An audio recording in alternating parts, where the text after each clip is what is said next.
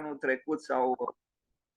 Anyway, so C.F. Møller, 1898-1988. So like a true architect, he lived for a long life.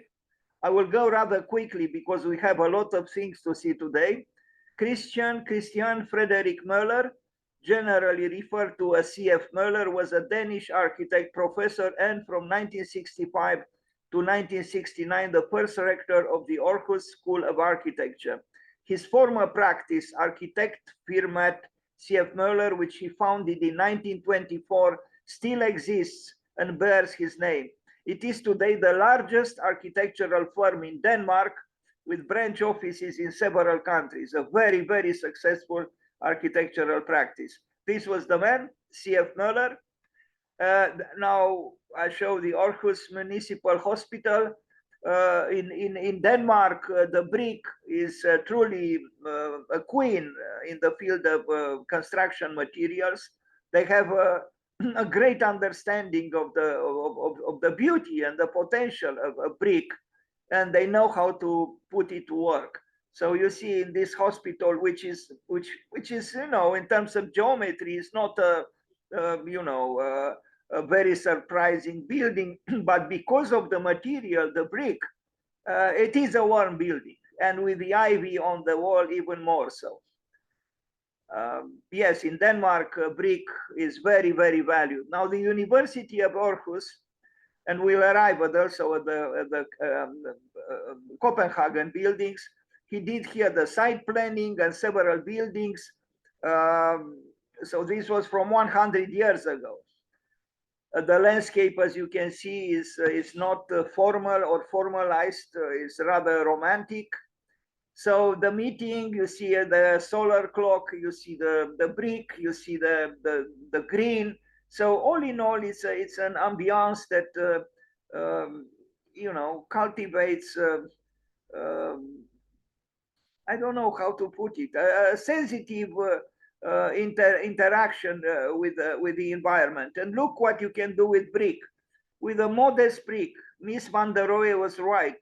You know, in a way, architecture is about knowing how to put a brick above another brick correctly. But when you say correctly, it doesn't mean necessarily so sensitively. But here, in the case of Danish architecture, brick is understood also in its emotional, affectionate terms. And you see even here, you can weave brick in very telling ways. There is more than just brick, as you can see. A very a balanced architecture, but balanced not to the level of eliminating emotion. C.F. Møller, as I said, we go quickly because we have a lot to see. Now, this is a students' campus, which is inspiring because of the equilibrium between nature and man, between the buildings and the green. And this is conducive, I would say, to a sensitive form of learning. I mean, look here, how they allow the green to attach itself to the wall. In itself, it became an artwork. Or here, look at the beauty of the weaving of the bricks, and then the green nature allowed to expand, to create some kind of a mixture, some kind of a marriage between the building and the plants. Very, very nice. That is, if you love nature, and it would be an aberration not to. Now, in Copenhagen, in 1930, so almost 100 years ago, he built several buildings. Okay, you'll say this is not an exceptional building, but when you consider it was built 2 years after Villa Savoie, this is a modernist building built before the Second World War. And it looked even better when it was, visited by ivy, by the plants. Better than here, but nevertheless, it's a good building, an honest block of flats. that C.F. Møller built in Copenhagen. We are going to see another one as well. And it has this honesty, you know. Their architecture is generally, the Danish architecture is rather clearly defined and clearly designed, and they do have an innate sense of design. They have great designers. Another block of flats in Copenhagen, 1935, 1939. Again, please consider the year when it was built. Plenty of bicycles at the base of the block of flats. Look at the sophistication of the corner window, you know, in itself a creation. I mean, the prism of the building is, you know, as simple as you can get.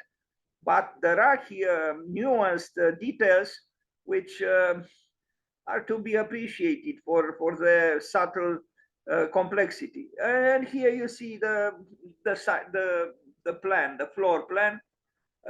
You know, these are maybe social housing. You know, I don't expect them to be, you know,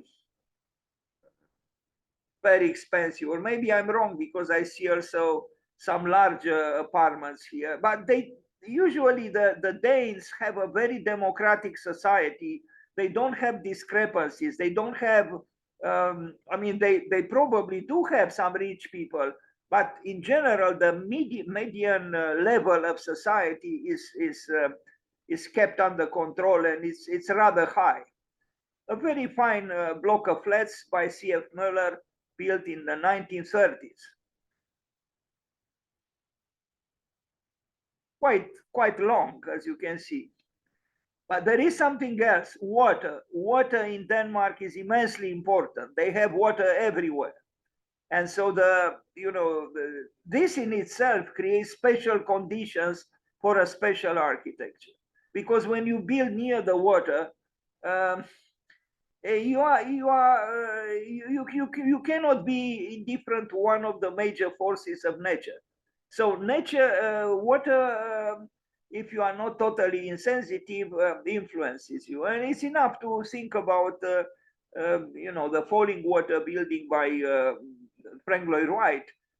If the falling water was not there, the building would have been very different, or it would not have existed at all. And a department store in Aarhus.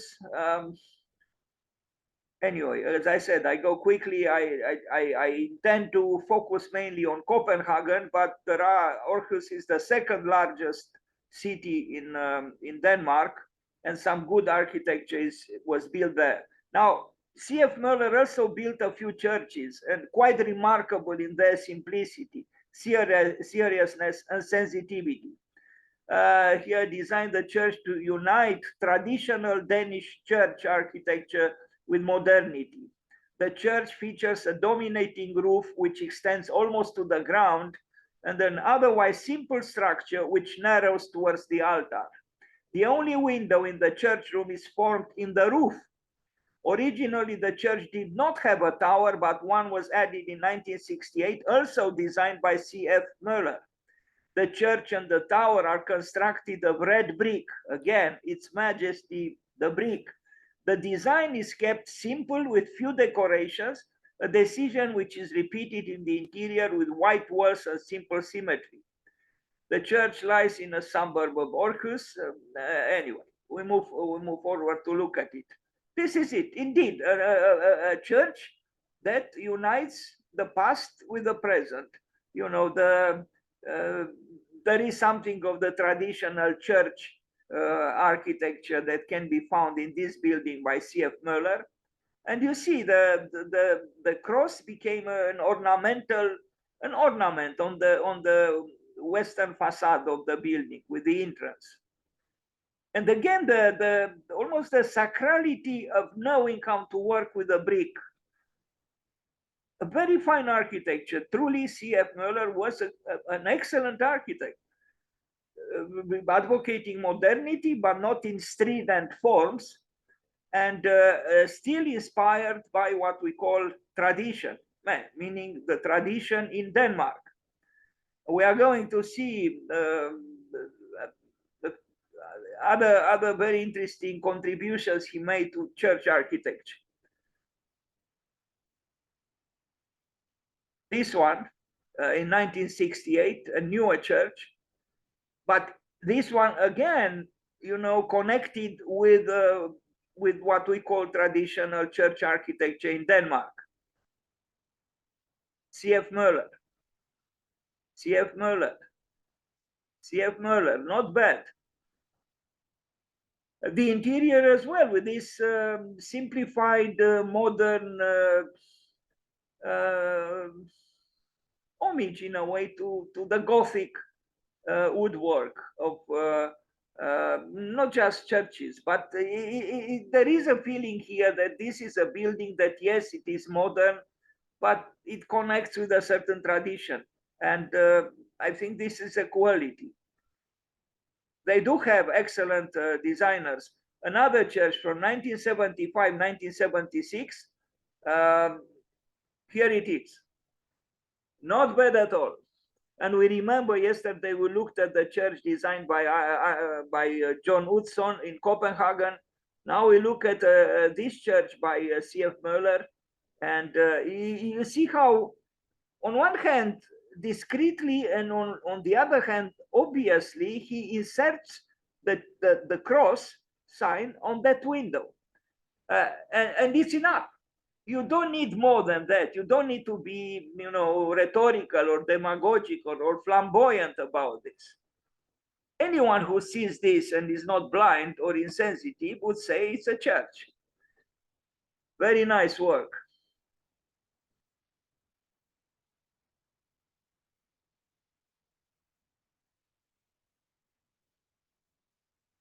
Because at a symbolic level or metaphorical level, you know, what is the cross? What is religion? What is spirituality? What is spirit? It is a light in one's life. And so he inserted the cross right where the big window is.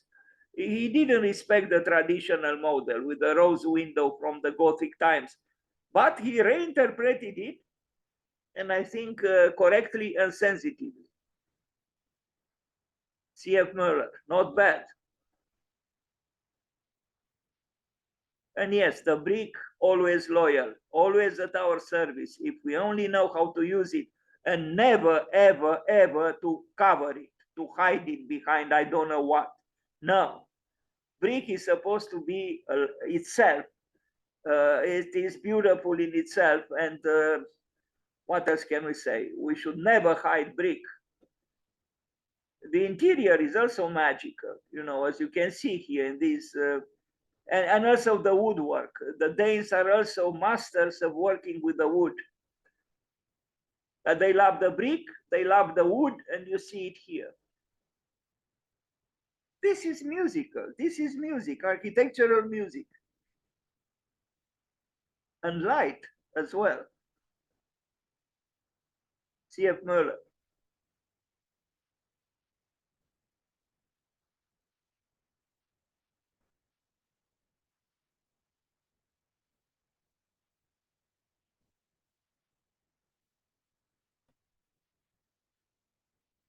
Like in the case of the church by John Hudson, here also there is another section of the church with different functions. And we see here also with the courtyard, just like in the church by John Hudson, again, some kind of a dialogue or a conversation between the sacred and the profane. Well, it's not really the profane, it's still part of the church, but with different functions, maybe schooling, maybe some residences or places for residence. And we are going also to see one work, at least by his office after he died. Because as I said, well, not only it is the largest, the largest architectural firm in Denmark, with offices in other countries as well, but they do quality work and they win a lot of competitions. This is an interesting museum from 1976. As you can see, these days are sophisticated. They use abstraction in enlightened forms. And it is in a way a distance, no, between his early works and what we look at here. In 1976, he lived. He was the author of this building. This is a museum for two artists, Danish artists. And here we see something not very dissimilar from what Asger Jorn and John Utzon intended in the Asger Jorn Museum that was never built. I showed yesterday a few images. Just like here, the museum covered with artworks related, probably made by the artists themselves, who are, the artists represented in the museum.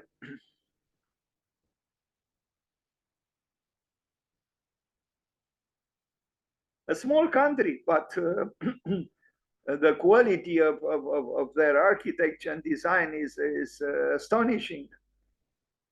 Because they love quality. Everything they do well.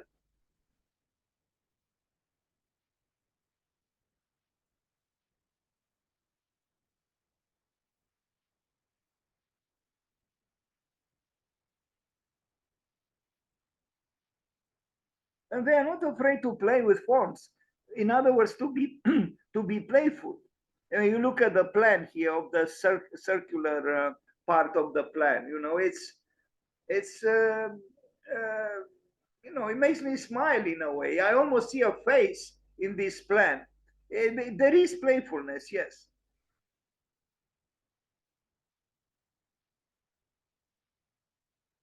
C.F. Møller.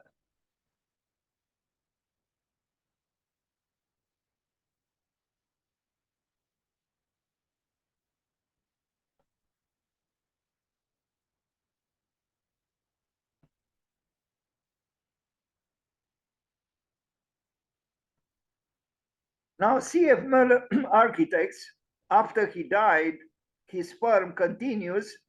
And this is the reception area if you want to apply for a job at C.F. Møller in Copenhagen or a different city. Well, in Copenhagen, it looks like this, or at one time. And here they are.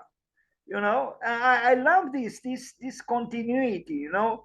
We look at younger architects. I don't know, maybe some of them related, as a family to the founder, to C.F. Møller. But all in all, it's about, continuing a good work. Because in a certain way, Einstein was right. Creativity is contagious. Pass it on. And C.F. Møller passed it on. Presents plans for a timber town in Onsro in Sweden.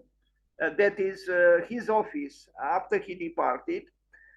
C.F. Møller has been chosen to design a residential quarter in Sweden made entirely out of wood, held by the municipality of Örebro together with the Swedish Association of Architects. The competition called for proposals that detail plans for a new vibrant quarter of the city with a clear idea of how to enrich the city's social networks by integrating nature into the urban landscape. The contest was won in collaboration with this person. And they are going to build it.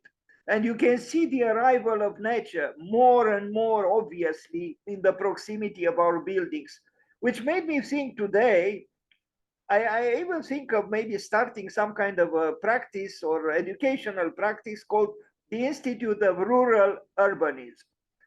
Yes, I betray a secret. The Institute of Rural Urbanism. I know it's oxymoronic, but I think we need the ruralization of the urbe, the ruralization of the city, because otherwise we will not survive. We will not be able to breathe a breathable air. And this is what they do here. This is the ruralization of the urbe. And even more so when you consider that the buildings are to be built in timber, in wood. As they build also, I think they already built the tallest building in wood in Sweden. I think I have it here in this presentation. C.F. Møller. So you see, complete Sweden's tallest timber building, C.F. Møller Architects, build this timber building in Sweden.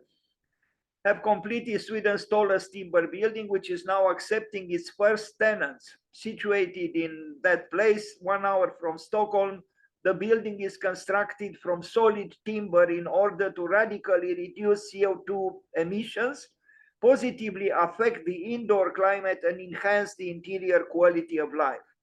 The 8.5-story high tower features an elevated ground floor and double height top floor with all walls, beams, balconies, lifts, and stairwells made from cross-laminated timber. The use of CNC milled solid timber and glue lam allows for an airtight, energy-efficient structure without the need for additional cladding. And here it is. Okay, it might not look very impressive because it's not flamboyant aesthetically, but when you think about the quality of work, which takes into consideration important matters today, to combat, to fight off pollution, and to think about sustainability and so on. It's a remarkable building. It stands out even like this. C.F. Møller in 1 hour from Stockholm in Sweden.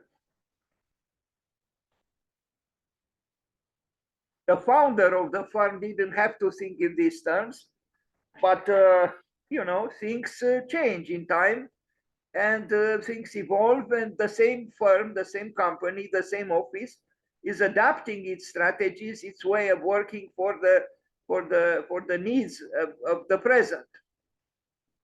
The only problem is, of course, you avoid concrete, which is very polluting, but by working with wood, this means cutting down trees, which is, so, it seems if we continue to build, we cannot escape a dilemma. We cannot continue to use concrete because it pollutes terribly because of the cement. But on the other hand, if we use, even, industrially produced timber, that the wood still comes from cut down trees. And so it's some kind of a paradox. The Merckx Tower is a state-of-the-art research building whose innovative architecture creates the optimum framework for world-class health research, making it a landmark in Copenhagen. So the next building is in Copenhagen. It aims to contribute positively by linking the University of Copenhagen with the surrounding neighborhoods and wider city. And here it is. This is not in wood, but it's good architecture. And again, C.F. Møller. We saw what the founder did, and now we see what his followers did. Or I don't know if I am to call them followers. So he's part of the University of Copenhagen campus, this building by C.F. Møller.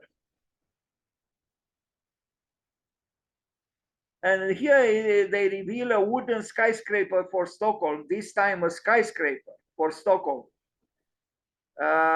Should I read this proposal for the ambitious vision outlined by HSB Stockholm's company? It's a towering solar-powered wooden construction.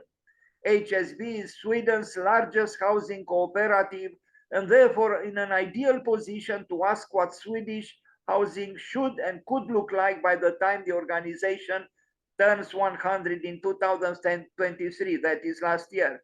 While the competition brief called for an intelligent approach to housing that would both create a dialogue about future residential architecture and posit a solution to high-density sustainable living, the Berg C.F. Møller design seeks to positively exploit the best qualities of wood with a 34-story skyscraper set to create a beacon for Stockholm. More than a distinguishing mark on the landscape, the tower aims to become a meeting point in the city with street-level cafes, a community center, market square, and communal winter garden. The proposal is a considered vision for a private housing complete with energy-efficient glazed verandas and generous, brilliantly joined expanses of variously grained wood. The structure will have a concrete core, but employs a timber system of planes that allows inhabitants to have individual gardens. Now we are going to see the plan of the building. So it's made of wood. Only the core where the elevators are is concrete. As you can see here.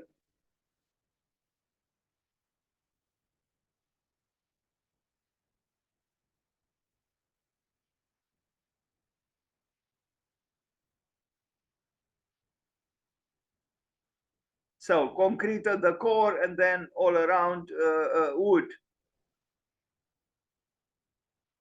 The Danes have a very fine understanding of geometry, and they work with geometry in very convincing, very rigorous ways, but also in very sensitive ways. And you can see this tower proposed for Stockholm as well, the same qualities.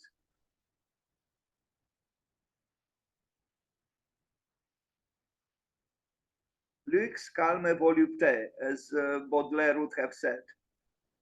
And of course, no ignoring all the matters having to do with the climate, with sustainability, with ecology, with the movement of the sun on the sky, the apparent movement of the sun on the sky.